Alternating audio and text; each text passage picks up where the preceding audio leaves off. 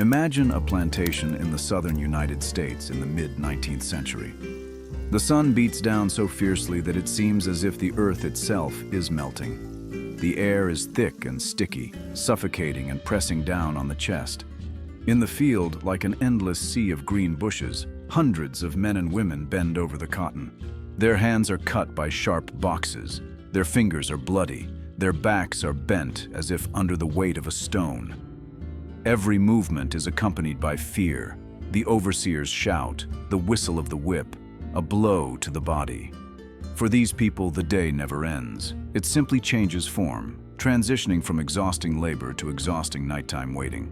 We are accustomed to thinking that the main tormentors of slaves were men, stern white owners in wide-brimmed hats with icy stares and whips in their hands. This image is firmly entrenched in the popular imagination. Textbooks, films, paintings, even tourist routes through old estates all show the stern master as the embodiment of slavery. But the truth is much more complex and much darker. Behind the closed doors of these stately homes, behind the white columns and lace curtains, lay a history that people preferred to keep quiet about. A history about those whom society had elevated to symbols of morality and virtue. What if not only men but also women became real executioners? Those whose names adorned church lists, who were considered examples of modesty and purity in society. They posed for family portraits, smiled at receptions, wrote letters to friends about household matters and caring for children. In the public imagination, they were angels of the home. But for the slaves who lived nearby, they became a source of pain and fear. White women. Yes, it was they. The mistresses of these houses, the wives and daughters of the planters. To their neighbors and acquaintances, they were the embodiment of grace and morality. For enslaved people, they were masters capable of cruelty, violence, and humiliation. Their smile in the living room could turn into an order in the yard. Their gentle hands rocking the cradle could strike the nanny's body that same night. During the day, they were ladies in white dresses playing the piano. At night, they were women who forced men to obey, depriving them of the right to say no. Imagine this contrast. Outside, it is idyllic. The house is surrounded by flowers, sweet tea is served on the veranda, and guests chat about the weather and politics. Inside, there are screams, tears, and silent submission. For white society, it was a symbol of civilization.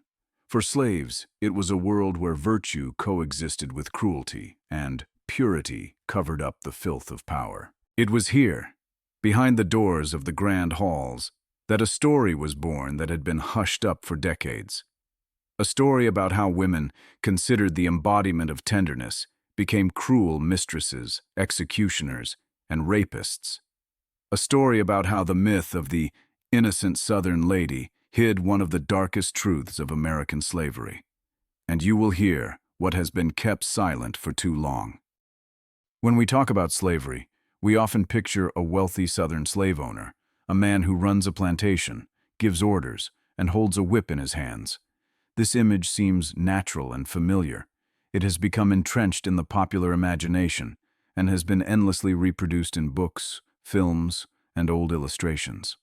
But the truth is much more complex and darker. Behind the facade of male power lay another force, no less powerful and no less cruel: white women. Historian Stephanie Jones Rogers, in her book They Were Her Property, presents irrefutable facts.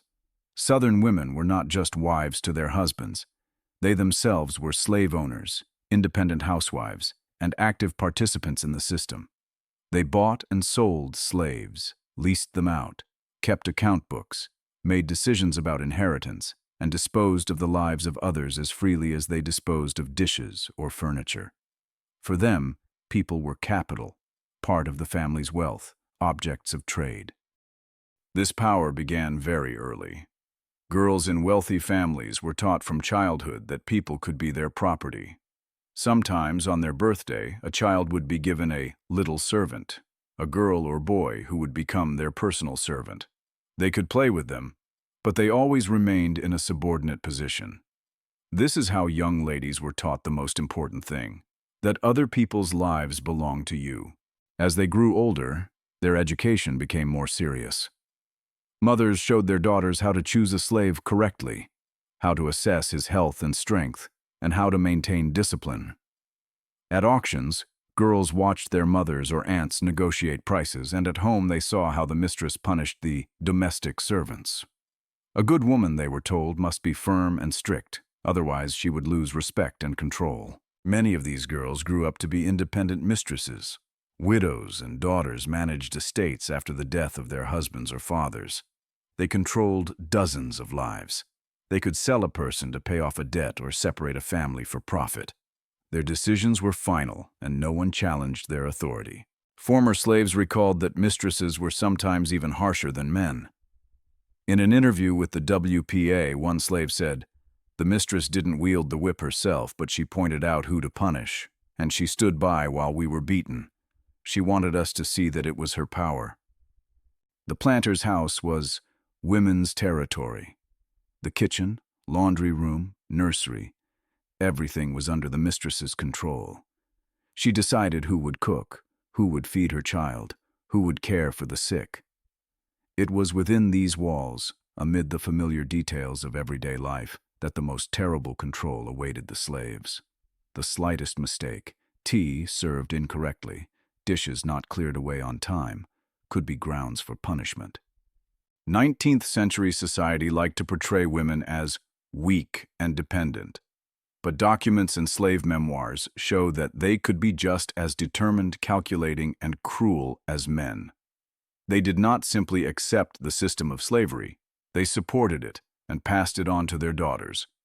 And in this shadow, in homes, courtyards, and rooms, a special form of violence was born, one that people preferred to keep quiet about for a long time. Slavery is not only hard labor in the fields, whippings, and human trafficking.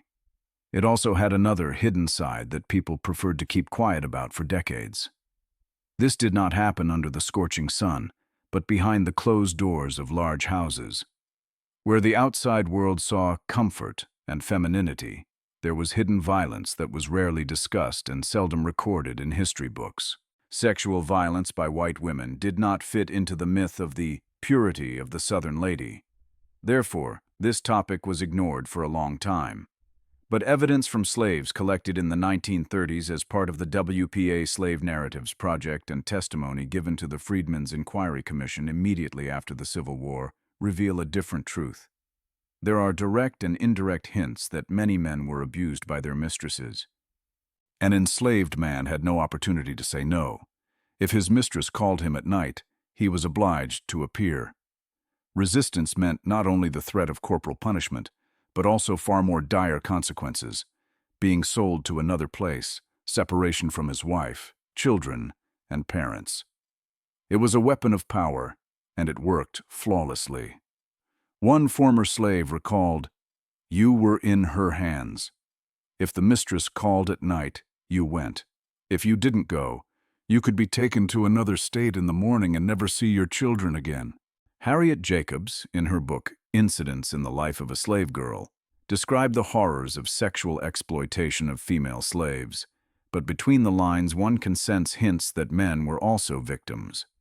The difference is that it was even more difficult for them to talk about it.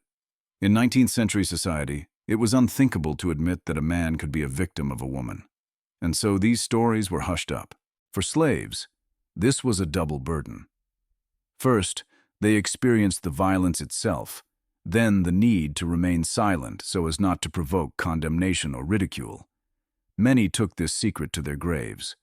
Those who did share their memories often spoke in hints, leaving things unsaid, only occasionally allowing their pain to shine through between the lines. This silence made the problem almost invisible, but it existed, and the deeper historians delve into documents, letters, and testimonies, the clearer it becomes. Slavery was a system of total subjugation. There were no off-limits areas. The bodies of men, like those of women, were considered property to be disposed of at will. Imagine a night on a southern plantation. The moon illuminates a white house with columns. The door quietly opens, and the mistress steps out into the garden. There, an enslaved man awaits her. Their meeting is shrouded in mystery, their glances furtively meet, their words whispered. 19th century newspapers and urban rumors liked to dress up such stories in romantic garb. They wrote about forbidden passion, nighttime trysts, and love that knows no bounds. But the truth was much harsher. There was no such thing as genuine consent in slavery. Even if feelings arose between people, the balance of power made these relationships unequal and dangerous. In the 18th and 19th centuries, such relationships often became the subject of scandal. This was especially true in divorce cases, where husbands accused their wives of cheating with slaves. Court documents and newspaper articles are full of references to such cases. Men complained that their honor had been defiled, and society eagerly discussed the gossip. But rarely did anyone talk about the main thing. An enslaved man had no choice. For him, the love of his mistress meant constant coercion, fear, and the inability to refuse. A former slave from Louisiana recalled that his mistress met with him in secret. She whispered that she loved him, but at the same time threatened that if he refused, his mother would be sold. To the neighbors, it looked like a romantic story. For him, it was a nightmare from which there was no escape. Such relationships rarely ended well. Sometimes the women's husbands or relatives found out about them. Then, everything turned into a tragedy. The men were subjected to cruel punishments and could be sold to a distant market to erase the shame. The women found themselves at the center of scandals and risked losing their reputations. But the real victims were always the slaves. Their bodies became a battleground for the passions, jealousy, and power of white families. These relationships gave rise to another problem: gossip and rumors that spread throughout the neighborhood. For 19th century white society, any relationship between a white woman and a black man was a scandal, a threat to the established order. Such stories became weapons, were used in courts, destroyed families, and ruined lives. And yet, despite all the danger, they happened again and again. Because the mistress's power was absolute, and the slave, deprived of the right to choose, was forced to obey. It was not a love story. It was a story of power disguised as romance. Southern ideology liked to portray white women as guardians of the family hearth. In paintings and stories of that time, she appeared as a tender mother, a caring wife, a symbol of family harmony. But behind this facade lay reality. It was in the home that the mistress often exercised her power in all its cruelty. White women controlled the lives of domestic slaves, cooks, maids, nannies, and laundresses. They decided who would cook, who would clean, and who would care for the children. The entire household system was in their hands. The fate of every servant depended on their decisions. Wet nurses played a special role. Black women were often forced to breastfeed their mistresses' children. This was called wet nursing and was considered common practice. A white mother could refuse to breastfeed herself in order to preserve her health or figure, and shift this responsibility to a slave. But at this time, the wet nurse herself might have had her own baby, who remained hungry. This was convenient for the mistress, but a tragedy for the slave. The memoirs of former slaves contain bitter words. Mrs. said I had to feed her baby because her breasts hurt. I cried for my baby, but I had no choice. But women's power was not limited to the maternal sphere. Many became independent owners of entire plantations after their husbands' deaths. They managed dozens of slaves, disposed of the harvest, and kept accounts. They could separate families, sell children, punish adult men, and all this was within their legal rights. The house, which seemed to be a symbol of comfort, turned into a place of fear. In the nursery, where the mistress played with her child, the nurse might be trembling with fatigue and hunger. In the kitchen, where the smell of bread and spices filled the air, a slave might be beaten for making food that was not tasty enough. In the laundry room, where water boiled, slaves could be humiliated for the slightest delay. This contrast between the image of the mother and the role of the executioner destroys the myth of women's weakness. White women in the South were not just their husbands' companions. They were independent participants in slavery, who knew how to use their power and did so often and ruthlessly. Why was this topic so rarely discussed? Why did textbooks and books hardly mention that white women themselves owned slaves, controlled them, and committed violence? The answer is simple. This truth destroyed the myth of the purity and innocence of Southern ladies. In the 19th and 20th centuries, historians, writers, and journalists preferred to portray women as victims of patriarchy. They were presented as defenseless companions, dependent on their husbands. This fit conveniently into the public narrative. In this picture, women could suffer, but they could not be a source of fear.